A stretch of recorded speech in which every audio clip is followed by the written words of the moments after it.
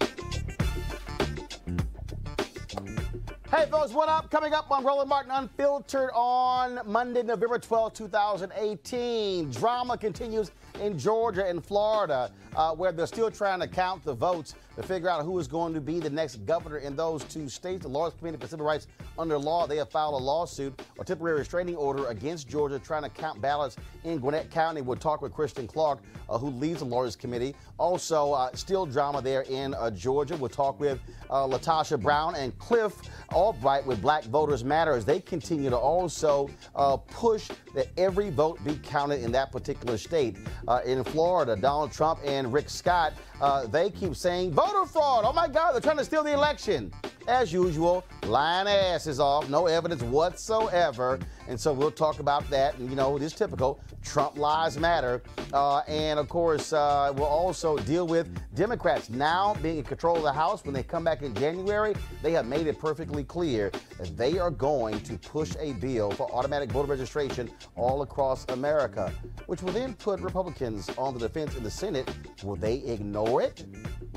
That should be interesting. And also, the woman who was running against Mike Espy for the Senate seat in Mississippi, she said, hey, she had a guy who endorsed her, and she said, if he invited me to a public hanging, I'll be front row in Mississippi. In Mississippi. Wait till you hear her explanation. All right, y'all, Donald Trump also keeps saying how he loves veterans, and he wraps himself in the flag, yet poor Donald, it was a little rain, and so therefore the orange one did not want to get wet, and so he canceled going to an event that marked the end of World War I. Dude, so you fly from D.C. to Paris, and you skip out on going to an event marking the end of World War I, but we have photos of you playing in the rain in Virginia. Wow, talk about being a weak ass. Also, black security guard doing his job, killed by police. Good guy with a gun, gunned down by cops. All of that next. It's time to bring the funk. Roland Martin Unfiltered. Let's go. He's got it. Whatever the biz, he's on it. Whatever it is, he's got the scoop, the fact, the find. And when it breaks, he's right on time and it's rolling. Best believe he's knowing. Putting it down from sports to news to politics. With entertainment just for kicks, he's rolling.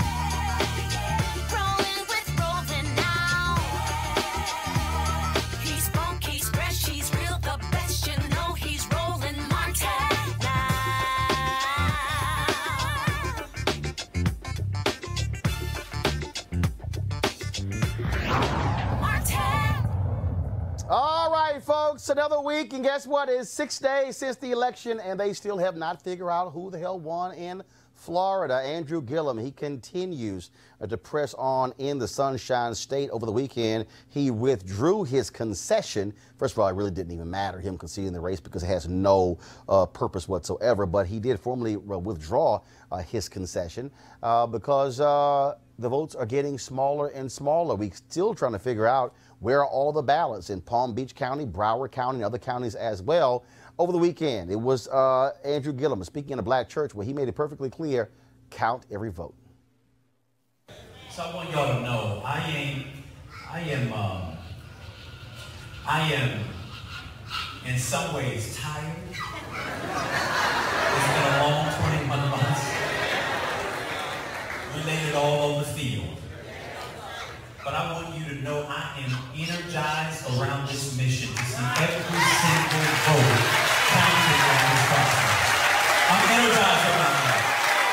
I believe in our democracy. I believe that our democracy can and should work.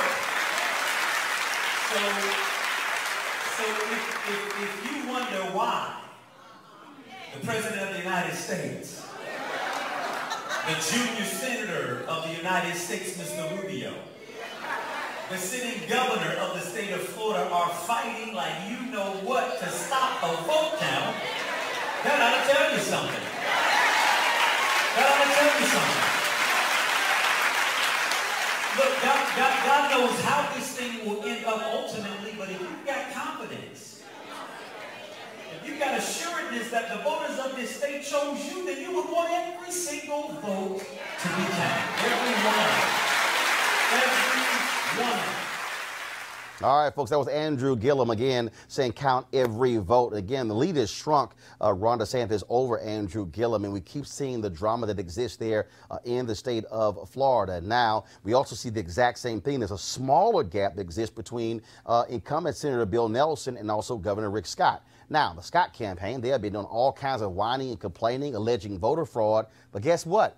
The Scott appointees who monitor elections, they said, I'm sorry, there's no evidence of voter fraud. So essentially, Rick Scott and Donald Trump are flat out lying about voter fraud. In fact, we also know now that the Trump campaign, Trump White House, is ticked off with the woman who's running in Arizona because they are mad that she isn't alleging voter fraud in Arizona because the Arizona governor even came out and said, oh, by the way, he's Republican. He even came out and said, we're going to count every vote and there's no voter fraud. So what you have is a president who is flat out lying about voter fraud, and Republicans are not backing up the lying of Donald Trump. Must be rough if they're not falling in line when it comes to Donald Trump and Governor Rick Scott. And so, again, the battle still goes as to can you count all of the ballots in Florida and Georgia. Speaking of Georgia, late last night, the Lawyers Committee for Civil Rights Under Law tweeted out that they filed a temporary restraining order against the state of Georgia to count provisional ballots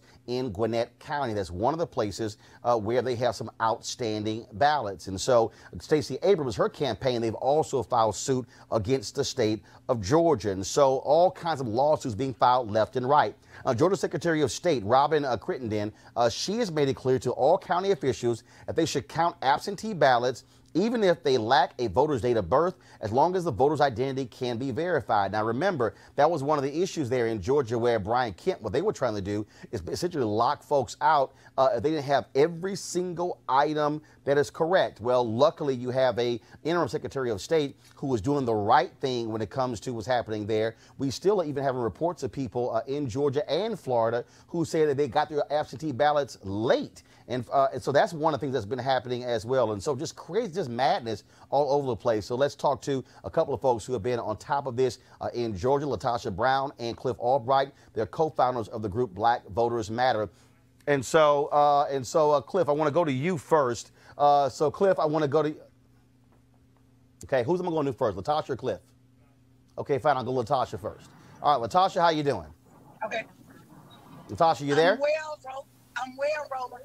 All yes, right. I am. Can you hear me? Yeah, I can hear you. And so we've had drama over the weekend. Now the interim Secretary of State is saying count all the ballots. You name it, all these things have been happening. Where do we stand right now? What happened today with the drama in Georgia?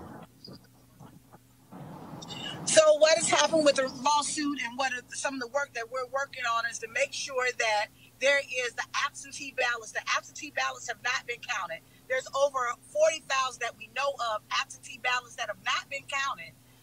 There are several lawsuits, as you mentioned, one that was filed last night by the Lawyers Committee, and there is a subsequent lawsuit that got filed on Saturday. Well, there was a lawsuit that got filed on Saturday in Daughtry County, and there's a lawsuit that the Abrams campaign is threatening to bring as well. There's several legal actions to be taking place, but right now the biggest issue is around pushing back.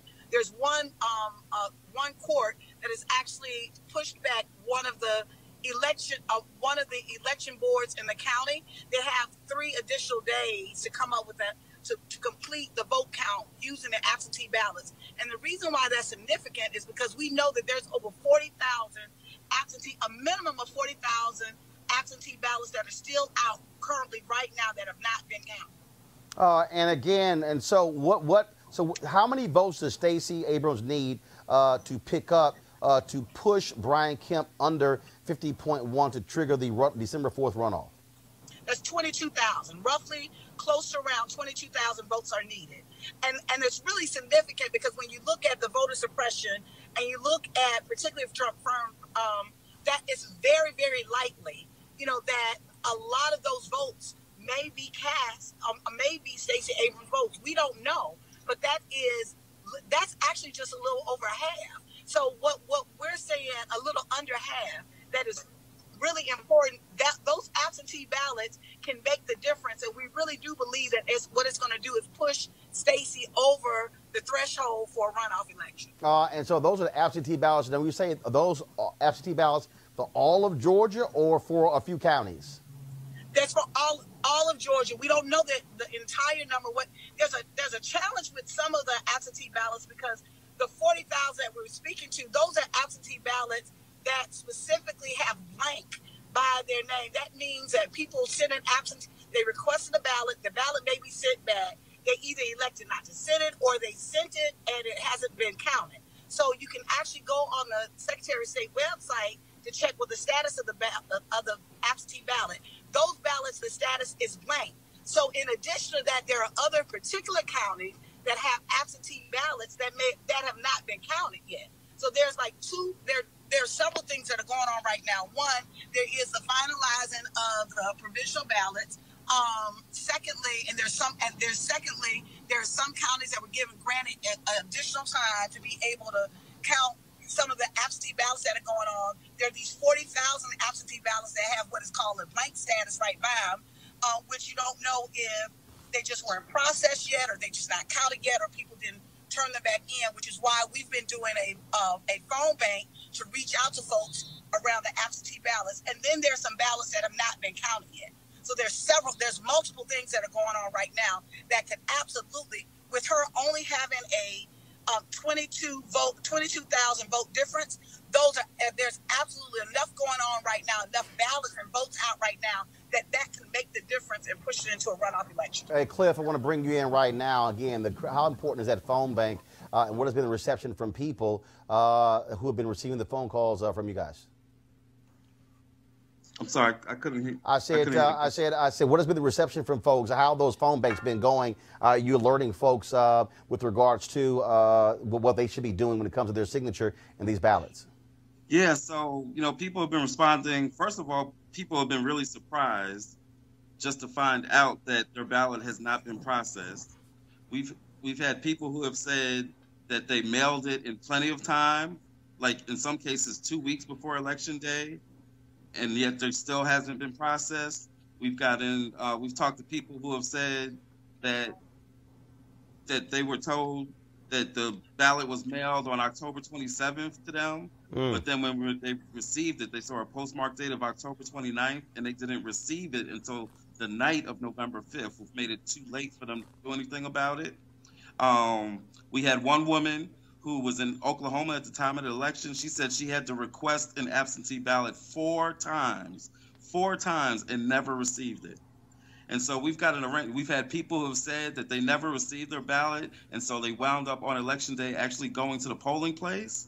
And unlike the actual process, which is supposed to be that they are allowed to do a provisional ballot, we've had people say that they were not allowed to do any kind of ballot, provisional or otherwise. In fact, one woman said that the clerks literally ripped up her ballot and would not let her vote.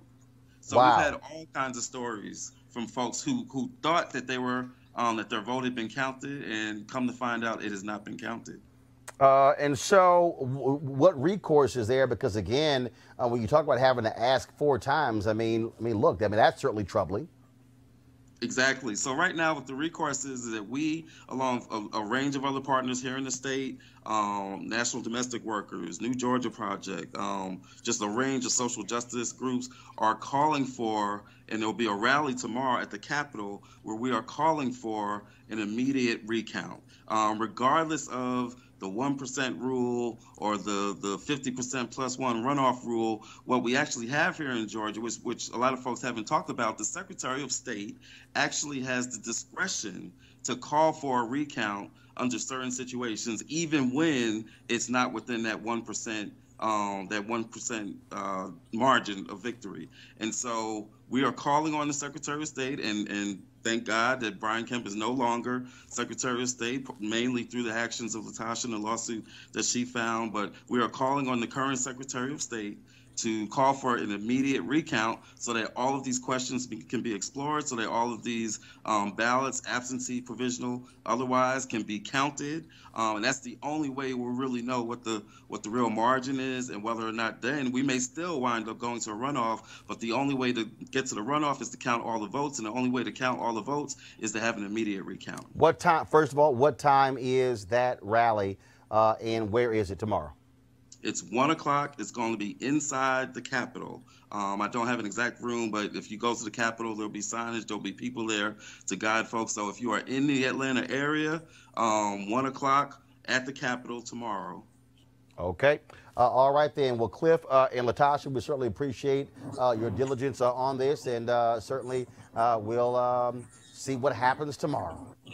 Okay. Thank you, Roland. Thank you, Roland. All right. Thank you so very much. All right, folks, I said earlier that the Lawyers Committee for Civil Rights Under Law, they've been quite busy when it comes to filing lawsuits and trying to get attention and focus on what is happening here. Late last night, Kristen Clark sent out a tweet saying that they were seeking a TRO, a temporary restraining order, when it comes to Gwinnett County. And so we have her. Do we have Kristen, folks? Okay, so in a second, we're going to have Kristen in a second. So I definitely want to talk to her because, again, the lawyers have been quite busy. I want to bring in our panel, obviously, Michael Brown, former DNC Finance Committee member, also Avis Jones, We Were leadership strategist, Eugene Craig, of course, with the, you still with the Maryland Republican Party, or? I'm still Republican, but, you know, right. I'm out of leadership. You work with the party, but out of leadership, got it, all right. Eugene Craig organization, but Maryland Republican as well. So lawyers are quite busy. Mike, I want to go to you. I mean, we see this constantly, again, how busy they are in dealing with taking folks to court because of the election drama. We keep in Florida, just seems to be an annual rite of passage. And that seems to be the recourse that we have to go to, and that's what our system is set up. And by the way, before I continue to answer the question, Roland, obviously to all our veterans out there, happy Veterans Day, and thank you for your service. But the court is our kind of, our last line of defense. If the folks in political office that actually determine what the rules are, and then they change the rules as we're in the same process of election time or after election day, it's important that we have a recourse, which is court. The problem with the court are, depending on what that state does, are they appointed by the governor? Are they elected judges? Are they going to have a political dog in that fight? So until we have kind of a more uniform way of how we vote in this country, I think we're going to continue to have these problems. And as you mentioned, it's a rite of passage every time we have elections in Florida. Or, frankly, every time there's a person of color or a black person on the ballot, there always seems to be a problem. And it's constant drama, Avis. I mean, again, and luckily this interim Secretary of State is leading with some common sense. And for all the people last week who kept saying, oh, it's too late, they're wasting their time throwing Brian Kemp out, now you see why Latasha Brown and others filed a lawsuit, because having an interim Secretary of State leads to different decisions being made. Absolutely. I mean, this is far from over. If there are some 40,000 plus votes that are yet to be counted, and they only need to hit the margin of like 21,000 to force a runoff, then this is far from over. And the decisions that the Secretary of State makes are absolutely critical as to whether or not those ballots are actually counted. So having brought that lawsuit and getting Kemp out of that position was absolutely critical, because we all know that he had, from the very beginning, put his thumb on the scales in his favor, and he would have continued to do so till the end. Eugene? You know, Brian Kemp was ready to pull a, hey, you know, we investigated ourselves and found nothing wrong. And Avis is absolutely correct. With the interim Secretary of State, you know, there are going to be decisions made. And I also think that every decision that Brian Kemp made up until his resignation kind of, you know, hangs over this current Secretary of State, where she kind of, to a degree, has to give some leeway to outstanding ballots and making sure that, you know, there's at least the appearance that every single vote is being counted and that, you know, every single voter vote is being respected. So I do think this is far from over. I think, you know, it probably will get pushed to a runoff, especially if this new batch of 40,000 absentee votes are included. Yep. All right, let's bring in Kristen Clark. Of course, she leads the Lawyers Committee for Civil Rights Under Law. And Kristen, late last night, you tweeted out the filing of this TRO in Gwinnett County. Please explain that. So we filed a lawsuit against Gwinnett County prior to Election Day over the mass rejection of absentee ballots in that county. And the rejection rates for African Americans and Asian American voters was absolutely through the roof. The temporary restraining order that we filed is in the context of that case. We know that there are over 1,000 absentee ballots in the possession of officials in Gwinnett County that haven't been processed. They haven't been given the green light or the go-ahead, so we filed with the court for emergency relief. We need the court to basically order the officials at this stage of the game to go on ahead and count those ballots. These are ballots that we believe were filed by eligible voters and that there's no reason their vote should be discounted. Tomorrow there's an important meeting happening on the ground in Gwinnett County. The Lawyers Committee for Civil Rights Under Law will be there. I encourage anyone in Gwinnett County to show up to that meeting in the morning. It's all about shining a light on what's happening and what's not happening. And we intend to use every tool in our arsenal to make sure that ballots get counted. Same thing in Florida, Roland. You may have seen reports about boxes and boxes of mailed-in ballots in a facility in Miami-Dade County. We are seeking to hold officials accountable. Those ballots must be counted. And the reality is that there are ballots that are still trickling in from military voters and overseas citizens. Under law, those ballots must be counted up until 10 days after an election. So we believe that same window of time provides a cushion here for officials who haven't done their job to do it now. We're not going to sit back while voters get disenfranchised this election cycle. And again, when you hear these stories of folks having to ask several times to get their ballots and having a call and still not getting it. I've seen tweets from members of the military saying they also requested their ballots and still have not gotten it. You know, I mean, first of all, is there a process there to know that is there a deadline that you're supposed to get it by a certain time and then receive by a certain time versus having to constantly keep and how do you even check to know that your ballot was received and counted? You know, let me just say this. It's Veterans Day weekend, and it is shameful that at this moment we are talking about military voters who may have been disenfranchised as well. There is one agency that we can certainly hold accountable here, and that's the Justice Department. They've given up protecting the rights of minority voters, but at minimum, they could be doing their small part to make sure that our nation's American citizens who are serving abroad are getting their ballots by state officials and holding officials accountable when they're not doing so. So it's truly shameful. But what we're focused on as a racial justice organization is making sure that African Americans, Latinos, or racial minorities get locked out this election cycle. All right, Kristen Clark, we certainly appreciate it. Thank you so very much. Thanks for having me. And Roland, people can call us tomorrow at 866-OUR-VOTE if they're having problems. We're going to keep fighting tooth and nail until every vote gets counted. All right, then, Kristen, we certainly appreciate it. Thanks a lot. Thank you. All right, then. And again, folks, what we're doing is trying to get you more information, including that website. I'm going to have it for you. As a matter of fact, let me pull it up now. I had Latasha and Cliff on Tom Joyner this morning. They were talking about that. If you're in, so there's a particular website that you can go to check to see if your absentee ballot was counted. Give me a second. Latasha sent it to me this morning. Here it is, and this is in Georgia. The website is www.mvp.sos.ga.gov.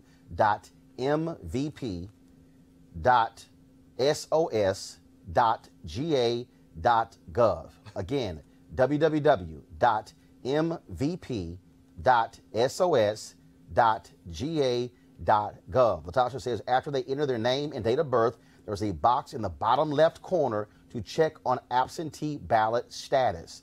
Again, www.mvp.sos.ga.gov. So if you're living in Georgia, you can actually go to that website to see if your absentee ballot actually had been counted. Now, all this drama when it comes to registration, when it comes to voting, Republicans have been doing all they can to, frankly, stop folks from voting. I told you before, and then I love it when Brandon Cooper was on here and others were totally denying these things, but in Maine, where voters there allowed for same-day voter registration, Republicans in Maine basically got rid of the law. The voters said, "The hell with you." They did a ballot initiative, put it back on the law, on the books the following year on the ballot, and it passed 65%. And so many people clearly understand that this is basic, why you can't have this automatic voter registration. Well, Democrats, they made it clear that by them taking control over the House, they're going to push forward this particular bill to establish automatic voter registration all across the country. Joining us right now is a member of the House Judiciary Committee, Congresswoman Sheila Jackson Lee of Houston. Congresswoman, glad to have you on Roland Martin Unfiltered. Thank you so very much. And Roland, thank you for focusing on one of the most continuing domestic crisis in this nation, and that is the ongoing vicious voter suppression that happens across the nation. You are on this particular committee. Bob Goodlatte has been the chairman of this particular committee, a Republican from Virginia. And after the Shelby v. Holder decision by the Supreme Court to confront Section 4 of the Voting Rights Act, he refused to hold any hearings. Anything dealing with voting, he would not even touch. Now the Democrats control the House. Now you can put forth various bills to deal with the issue of voting and voter suppression in this nation. There is no doubt. We had a conference call of Democratic members of the committee, and the chairman who will ultimately take that position in January from New York, Mr. Nadler, and all of us committed to having voting rights be one or two on the list of immediate action. And let me just indicate the extensive devastation of not proceeding to fix Shelby case that happened in about 2013 or so. We have had all of these years where we have every single year and many, many times throughout the session sought to have the Republicans have a hearing on the fix of the Shelby case and the many bills that were submitted not only by Democrats but by the Congressional Black Caucus, where we rallied the whole Democratic caucus around a fix of Section 5. And that is for your listeners to know that it helps you pre-clear any action. So the action that Kent took in Georgia to thwart, deny, and violate the rights of Stacey and Abrams and all of the voters by purging 50,000 plus would have been subjected to Section 5, and we can assure you that it would not have been allowed. And so the violence that happens is the violence against the individual liberties and rights of citizens not to be counted when they were duly registered and they were actually purged. That was a sad state of affairs, and it's something that we wish to fix immediately. I would make the argument if those individuals had not been purged, rather than the valiant effort that she is now doing to become governor, which she deserves, she would be putting forward her transition team for the governorship in the state of Georgia. And what we see in Florida is equally so. So in addition to Section 5, same-day registration, we're talking about paper trail throughout the nation. We don't have that. Funding to modernize every state and local entity that are still using broke-down, outdated machines that don't seem to work or overburdened by the increasing population. You frankly can't use machines that you bought 10 years ago, and you've had either double the population, quarter of the population, 10% growth in population. You simply cannot use those machines. And so we want to create and insist of the modernization of the equipment that is used. Then we want to massively do what was done in Florida, which is to restore the rights across the nation, particularly in federal elections, of ex-felons who have done their time and are now out as ex-felons, but are due citizens who deserve the right to have their voting privileges restored. We want that to be a national law and not leave it up to the states, and insist that every single state restore the voting rights of any ex-felon who meets the criteria, as they did in the state of Florida. And Congresswoman, obviously, if you make this move, it now puts Republicans in a different position. You know, they love to talk about how many Republicans voted for the Voting Rights Act in 1965. And so if the House Democrats are able to move this bill in January, it should be one. I personally think it should be the first bill that they actually move. Then Republicans are now put in a position where Mitch McConnell will have to be saying no to actually giving Americans the right to vote, including white folks, black folks, Latinos, Asians, Native Americans, and also Republican voters. You have hit the nail on the head. None of what we have proposed or are going to propose has any color, any race labeled at the top. It is not the Black Voting Rights Act of 1965. It is not the Black Restoration of Section 5 Act. It is clearly to empower Americans to go into the ballot box silently, without intrusion, and to vote their conscience or their desires. There should be no military raids in the voting booth to tell anyone of a different race or background that you cannot vote as you desire. And I would ask the question of Mr. McConnell as to who does he represent? A limited, small, partisan nationalist group that does not want to see the expanse of America vote under the Constitution and have the privileges of due process, which would be all people. What about the vulnerable, poor people in Kentucky that may have a difficult accessing the voting box? One of the things that we do in a massive reformation was to make sure that access to voting areas is made in rural and non-rural America, is made on native, made on reservations and pueblos, where Native Americans live.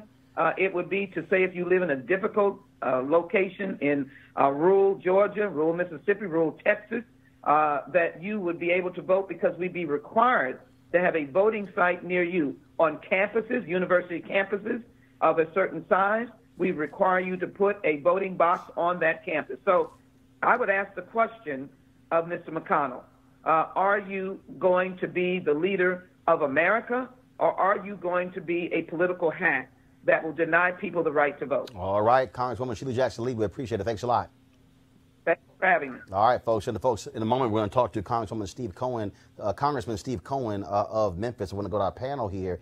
Eugene, I'll start with you. Again, first of all, this would be absolutely smart by Democrats coming out of the gate. Yeah. Because what it would do is it would force Republicans to literally say, oh, it's a bad idea for automatic voter registration. Oh, it's a bad idea to say you should have, of course, voting locations on college campuses. Oh, it's a bad idea to modernize voting machines across the state. They would literally be saying no to improving America's voting system. Yeah, I agree 100% with you. I mean, it's a couple things, and the Congresswoman gave us a lot to unpack.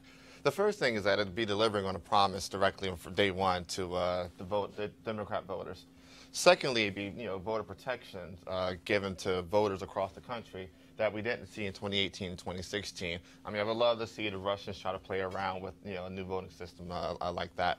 The third thing is that it would put Republicans on the defensive, and it will put more specifically folk like Cory Gardner and Marco Rubio and some other folk that are up for re-election in 2020 on the defensive in very diverse states. Avis, they can complain about voter fraud, things along those lines, but if you're talking about fixing problems in America's voting system, I would just love to see Republicans just whine and say, oh, this is a bad idea. I would love to see that too. And quite frankly, though, even more powerfully, I would love to see the Democrats really push this. Because I have to tell you, in terms of the things that a lot of the leaders in the party have been public about in terms of their priorities in January, this hasn't been on the list. And this needs to be on the list. As we move forward, we need to make sure that when the Democrats take control in January, that they not only push forward in terms of the investigations that they're interested in terms of DACA, in terms of all these other things that they're interested in, voting rights needs to be a priority. And as far as I'm concerned, it needs to be priority number one. And tell you what, Michael, again, whoever the Speaker of the House is going to be, if it's Nancy Pelosi, if it's going to be someone else, if it's going to be Steny Hoyer, if it's going to be Jim Clyburn, I have no idea who they're going to elect. Frankly, if I'm them, it would be literally a flurry of bills being passed in the first 30 days to put maximum pressure on Mitch McConnell and the United States Senate to deal with these fundamental issues happening in this nation. I think they'll have, whoever the leadership is, you're right, we don't know yet. You know my position on it. I think it will be Speaker Pelosi. But I think the challenge that they will have, the leadership will have, is they'll be under a lot of pressure to do some kind of Mueller kind of investigation bill first. That's the pressure they're going to be under. I agree with you. I do think it should be a voting rights piece. Okay, but here's the deal. Can't they do more than one thing at one time? Yep. I mean, that's what I have never understood. This whole idea that the United States Congress can literally only do one thing at one time. You're right. And I think part of the problem is whether it's the Sunday talk show circuit, whether it's letters from constituents, that's what they're not going to want to talk about voter suppression on Meet the Press and Face the Nation. They should, but I don't know if they will. But here's why they should not do the Mueller first. It's the same reason why. What are Republicans? They got mad at Trump when they said, dude, don't do health care first. Do tax reform first. Do low-hanging fruit. Get easy wins. And hold on one second. I want to now bring in Congressman Steve Cohen. We finally got him on the line here. Congressman, you just heard Michael Brown say what Democrats should do. I just fundamentally believe that you get low-hanging fruit. If they go after this voter bill and go after things along those lines first, then to me it's smart politics and it's also creating momentum. And again, I just don't understand why. Maybe you can explain to me how in the hell Congress can only do one thing at one time per session. Like really? I didn't realize you can't pass two bills in one day. That's just me. Well, you're exactly right, and we have committee systems, and different committees deal with different issues all the time on the same day. But you're also right that we need to do some basic fundamental changes before we start investigating. We did what we called a 6 for 06 when we had a big victory in 2006 when I was a freshman.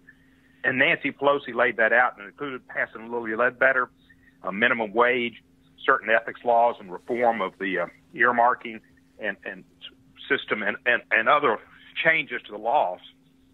We ought to do the same thing in voter rights and voter suppression, and the renewing the Voting Rights Act ought to be right at the top. And if we do that, we can show we're trying to do some things that are important for the average American, for the middle and low income and higher income too, because voting is something for everybody. And we also should pass a higher national minimum wage, and there should be some issues like that. And Trump can't then come back immediately and go, oh, look, all they're trying to do is impeach me, and have that argument. He will get in an argument with us regardless, because that's just his personality. Give him the opportunity to do it, and he'll do other things that are clearly impeachable and in need of investigation, and that will take care of itself because he will provide the ammunition, and the American public will want it to be looked into. But we need to be doing the other things, protecting people with pre-existing conditions, try to create a better prescription drug prices, and try to have some areas where we can work and get something accomplished. Now, a lot of it will be difficult with the Senate, and I don't know that they'll want to make voting easier, Because if all Americans voted, there wouldn't be too many Republicans around. But again, though, I think it puts pressure on a Mitch McConnell because what he would, in essence, be saying is the hell with actually improving America's voter system. That, to me, You're right. is what I think is important because now it puts them on the defensive to have to defend nonsense.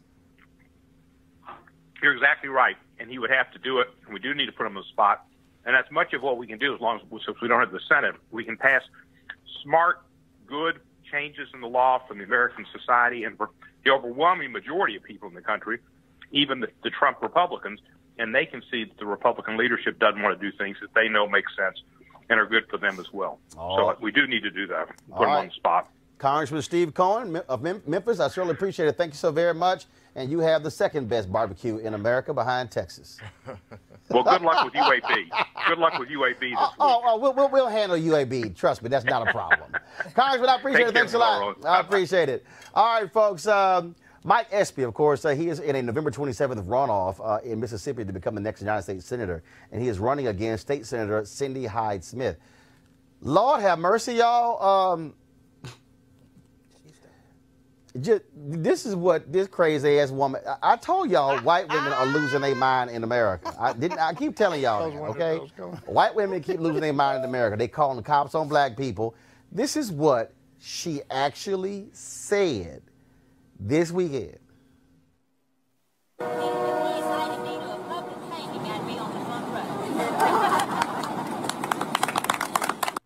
Okay, some of y'all probably missed that. Y'all need to play that again because I want y'all to literally hear and read what this woman. Yeah, press play.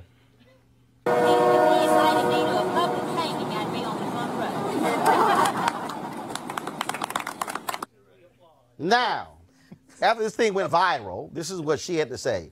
In referencing the one who invited me, I used an exaggerated expression of regard, and any attempt to turn this into a negative connotation is ridiculous. Y'all, today, she had a news conference, and it got worse. Put out a statement yesterday, and we stand by that statement. Could you expand on it then, why you said it, what you meant by it, and why people in the state should not see it as offensive? We put out the statement yesterday, and it's available, and we stand by that statement. Senator, are you familiar with Mississippi's history of lynchings? I put out a statement yesterday, and that's all I'm going to say about it. Governor, you mentioned that it shouldn't be viewed with a negative connotation. Could you at least explain I put out a how statement it could be yesterday, positive? and we stand by the statement, and that's all I'm going to say about it. Is that phrasing in your everyday lingo, in your vocabulary? Do you use that phrase? I put out a statement yesterday. Governor, you appointed her as a... Okay, first of all, Cindy Hyde-Smith is actually a United States Senator. She's the junior senator. She replaced Thad Cochran when he retired because of health issues. Now, let me read her statement again, y'all. I'm going to read her statement again. In referencing, no, this is what she said. This is her statement. Okay, guys, I got it. I'm reading it. Got it.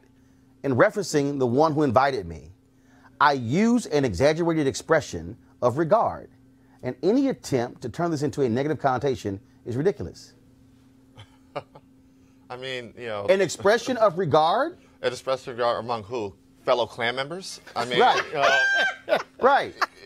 This is crazy. I mean, to be honest, crazy. I mean, there literally is not a proper description of what kind of expression of regard this is. There is no regard here. There is nothing fun or cool or hip or dandy about a public hanging. I mean, the thing is this. So I've just been doing some research on this.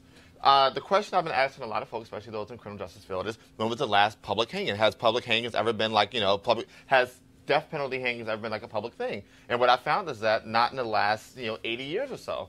Well, Cindy Hyde-Smith was born in 1959, which meant that her only association with public hangings or hangings would be illegal lynchings. So one more time, if this is a statement of regard, is it among fellow Klan members, fellow racists? Who? I think, I've been, championing Mike Espy for a while now, a couple of weeks now. I mean, I know we're focused on Florida, focused on Georgia, but there's a runoff right here in our face where people can give, people can get active, and we can actually get a fourth black United States Senator elected. Now here's a statement from Mike Espy. Again, he is a former agriculture commissioner, former member of Congress, and so after her nonsense, this, again, Oh, it's ridiculous. A negative connotation. You damn right hanging is negative. This is what Mike Espy's campaign said. Cindy Hyde-Smith's comments are reprehensible. They have no place in our political discourse in Mississippi or our country. We need leaders, not dividers, and her words show that she lacks the understanding and judgment to represent the people of our state. Now, Avis, again, first of all, I'm just trying to figure out how is, if you invite me to a public hanging, I'll be happy to sit with you in the front row.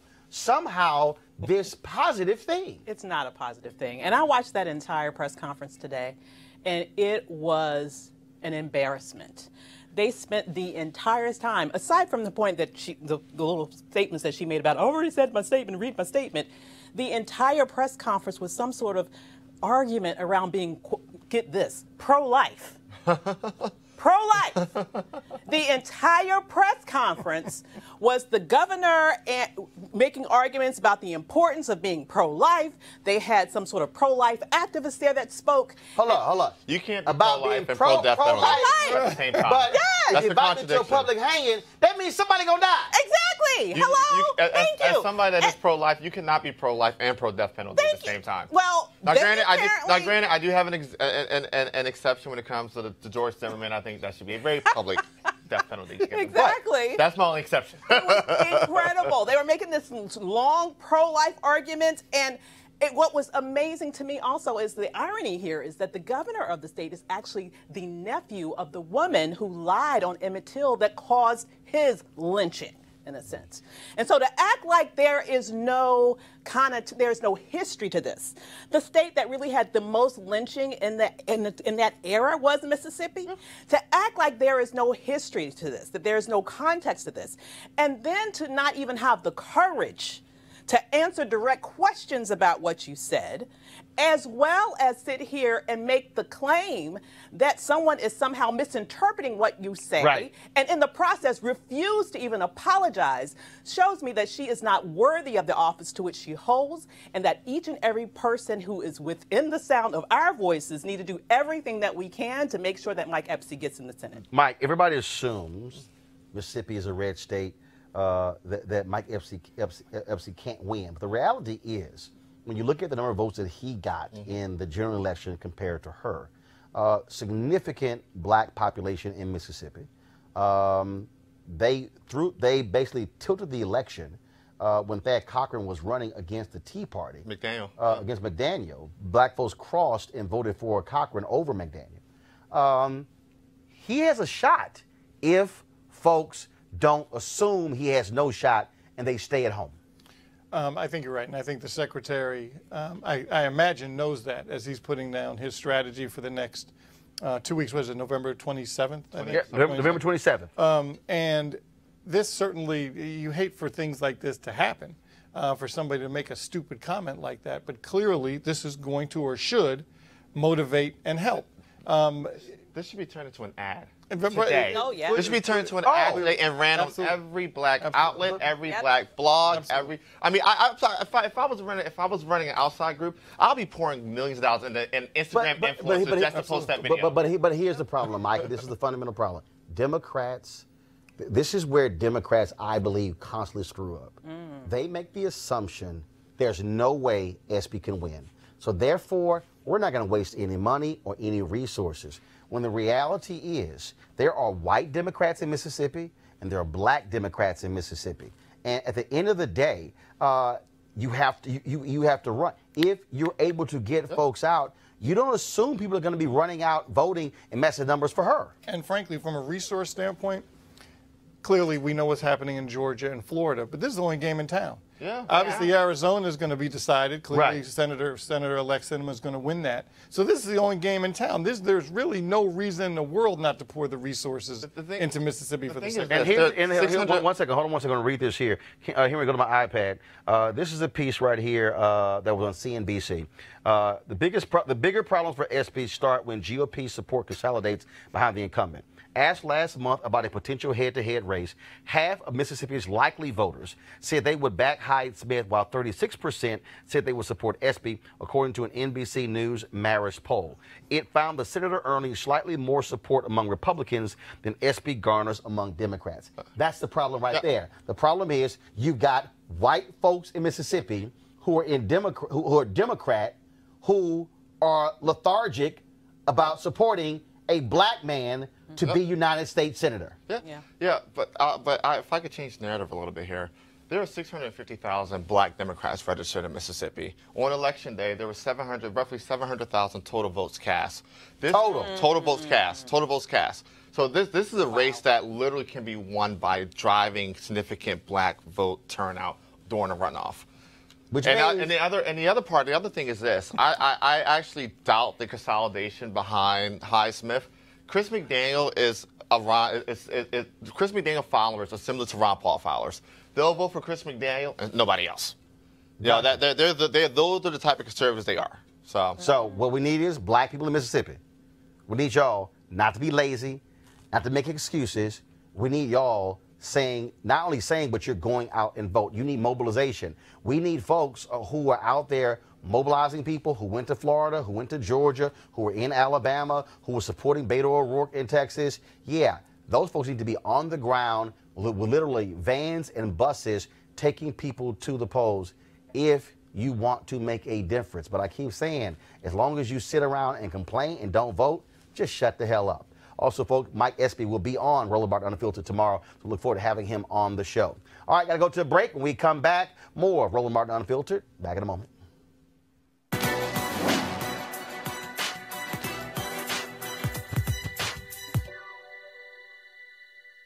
Experience, which destroys innocence, also leads one back to it. Writer and activist James Baldwin.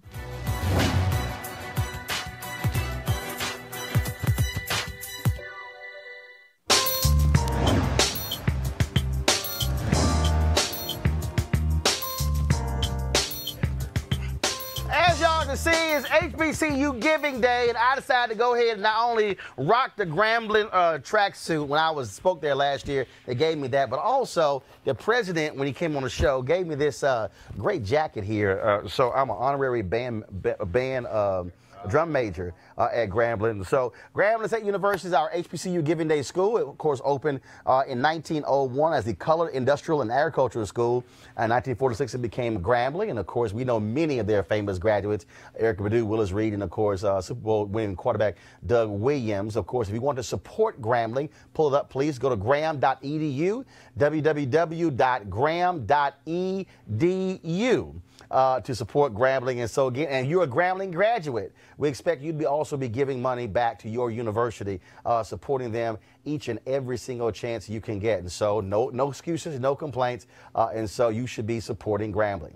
All right, folks, time for some words from one of our partners. You heard me talk about our friends at Transatlantic Real Estate, who have created a unique investment opportunity that combines legal marijuana and crowdfunding. Now, of course, let that sink in for a second.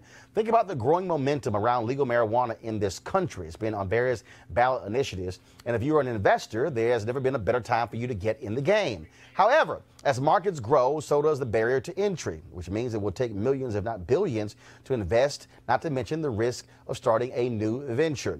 That's what makes this opportunity so special. Transatlantic Real Estate is different, and their business model is very simple to understand. They buy land that supports marijuana grow operations and lease it to licensed, high-paying tenants. That means that you'll be investing as a landlord of a licensed marijuana farm. The best part, they're using crowdfunding to make it easy for the average person to get in before they take the company public. So for a limited time, you can invest as little as $300 up to $10,000. And look, now remember, you must complete and confirm your application to participate in this opportunity. Now, don't be the person who missed out because you rushed and didn't complete the process. To invest, go to marijuanastock.org. That's marijuanastock.org for you to get in the game and get in the game now. All right, y'all. So over the weekend, Donald Trump flew to Paris, okay? Because now, first of all, remember last year when he won this big old parade in the United States? And then they said, that's going to cost about $80 to $100 million, which was a stupid idea. And so then again, he said, well, fine, okay, whatever. Since you don't want to give me my parade, I'm going to go to the parade and they're going to have in Europe, okay, to support the end of, commemorate the end of World War I. Okay. So he flies to Paris. They're supposed to go to a cemetery, a U.S. cemetery, there to pay respects to the veterans who died. Okay, I remember, this is Veterans Weekend. And you know, Donald Trump just wraps himself in the flag. Remember how he walks over and cradles the flag and he holds it like Charlie Brown held his blanket. He's always talking about the military and first responders and our veterans and how much I did for veterans. Okay, it was raining at the cemetery and he didn't want to get wet. So he skipped it. Y'all, he skipped it. Do y'all know how big of an umbrella they have for the President of the United States?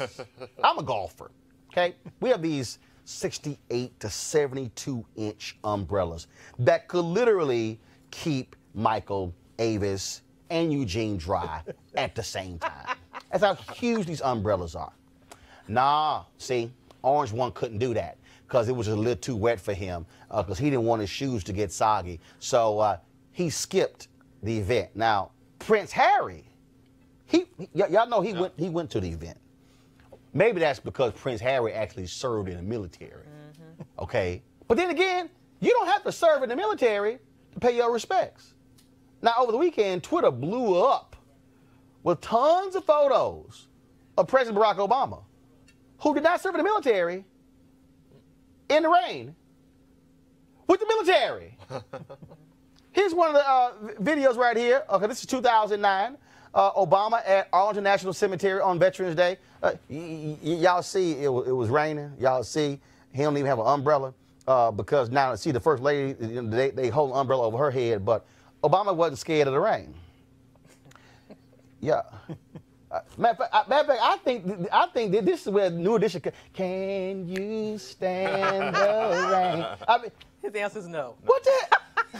This is such a punk move. Now, here's a tweet from a journalist who made this point. I thought was pretty good. If a football player kneeling during the national anthem is an act of appalling disrespect to the men and women who serve, what is it when the commander-in-chief refuses to go to the cemetery to honor fallen soldiers because of a little rain? You don't, a commander-in-chief that can't honor veterans or fallen soldiers does not deserve to be commander-in-chief. And also, mind you, he is yet to visit active war troops at war in Iraq and Afghanistan. It's crazy. He won't go. He's scared. You can't. I mean, it's crazy how he can make a huge thing out of quote-unquote voter fraud and elections and having the biggest crowd. But you can't take time out your day to securely go visit troops that are actively participating in protecting our rights to elect our own leaders, our rights, to have freedom of the press, our rights to keep and bear arms. Avis, can you imagine if today's Veterans Day? He didn't go to Arlington National Cemetery. Can you imagine how the Republicans would have acted if Obama had skipped out on laying a wreath? Girl, gone. Well, we all know the answer to that question. I mean, actually, this is the birther-in-chief, right, who is now, unfortunately, the President of the United States. And we see who is the real person here who has no respect for this country, the real person here who has no loyalty to the country, the real person here who doesn't really give a damn about the sacrifices that have been made for this country. To think that he would fly all the way to Paris, and the only thing that he really attended in which it looked like he wanted to be there was the opportunity to be able to give his boy Putin dap. But when it came to actually being able to show respect to people who gave their lives for this country, he was MIA in the same way that he was MIA even today here by not visiting Arlington Cemetery once again because it's raining. Your comb-over is not that important. Weak, Mike, weak.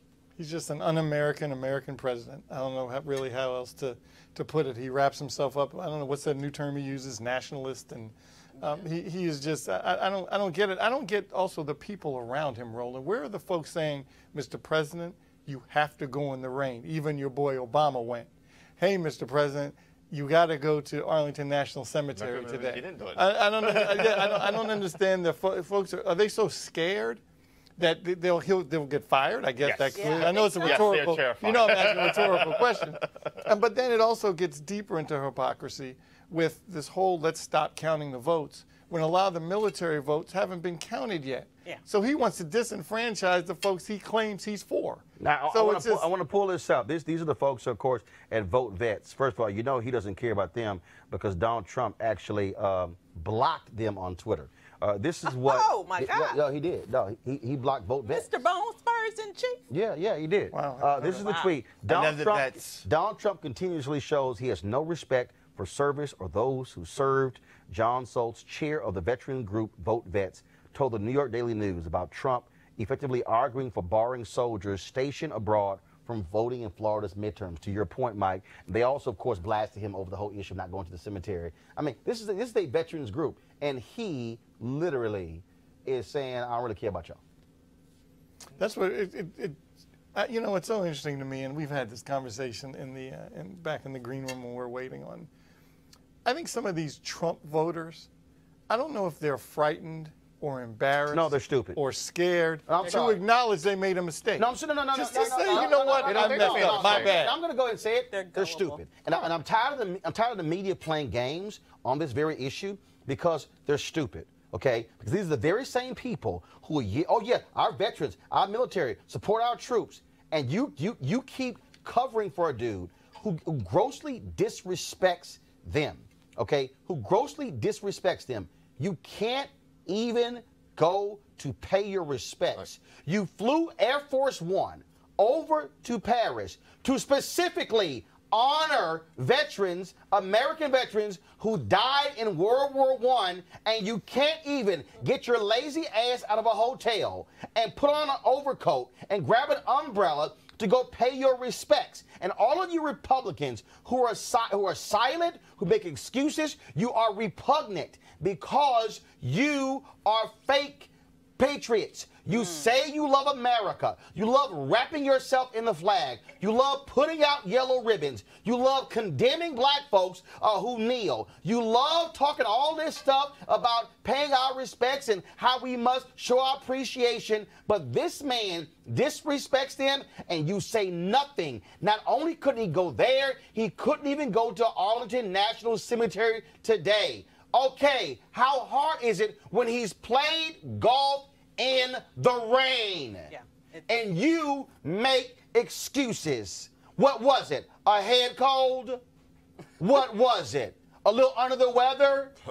And Melania, you could at least win as well. Oh, she don't care either. Well, hey, let's go. But the thing is, also beyond this, which this is insulting. It is completely disrespectful. But let's also look at some other things that he's not doing that he needs to do for veterans. It just came out this week about GI Bill benefits being caught up for months. People on the verge of being homeless, people not being able to pay for their tuition to go to college. You know, these basic things that people are supposed to get. This is part of the contract that we make with people who serve this country, that if you give your time and your energy and your effort and potentially risk your life for this nation, that if you survive that, when you come back, we're supposed to have these basic benefits available for you. And this administration is not even there. They're way behind the ball with that. He loves going in front of Brett's group and saluting the flag and embracing the flag and caressing it and holding it like it's a baby. Y'all, Republicans, if you say nothing, you're repugnant. Because at least you have the decency to have some character and integrity and say what's right is right and what's wrong is wrong. Speaking of what's wrong, 4 a.m. Sunday, folks, a black security guard asked a group of patrons to leave a bar in Robbins, Illinois. They came back. One had a gun, opened fire. The security guard returned fire and held the suspect down, waiting for cops to show up. Well, they did. Everyone outside was screaming security. But he was a security guard. Cops, didn't matter. They killed him. Security guard was Gemayel Robinson. He was a musician and deeply spiritual. He aspired to be a police officer. Illinois State Police are now investigating this case. Folks, it's very simple. All it proves, if you are a black man and you got, all these people who tell black people they should also get guns. Yeah. Okay, let's be real clear. You black with a gun, you are assumed to be the suspect. Yep. I mean, we saw it with Philando Castile. I mean, and it's not like, you know, the right-wing NRA, you know, NRA and Gun Owners of America and National Association of Gun Rights, they're not going to protect your gun rights. You know, they just aren't. Yeah, I'm wondering, where is the NRA statement on this? Well, the NRA, where is it? Their advocacy is skin deep. It's melanin deep. Oh, first of all, this is also, Michael, the same NRA who over the weekend trashed doctors who are anti-gun, telling them to stay in their lane when they were saying, okay, we're the ones who have to treat gun victims. That was embarrassing to tell doctors to shut up and stay in your lane. And it'll be very interesting to see what their new strategy is moving forward, because a lot of their candidates went down last week. Oh, yes, they did. And went down hard. So we'll be curious to see, do they say, hey, maybe we need to get a little more moderate, or are they going to say, hey, we need to get more cash in for the right? I don't know. Well, I guess we'll have to wait and see how they act. Well, certainly prayers for Gemayel's family as well. All right, folks, don't forget, you can support us at Roland Martin Unfiltered by going to RolandMartinUnfiltered.com to subscribe to us. Remember, also, you can like and share and subscribe to our YouTube channel by going to youtube.com/Roland S. Martin.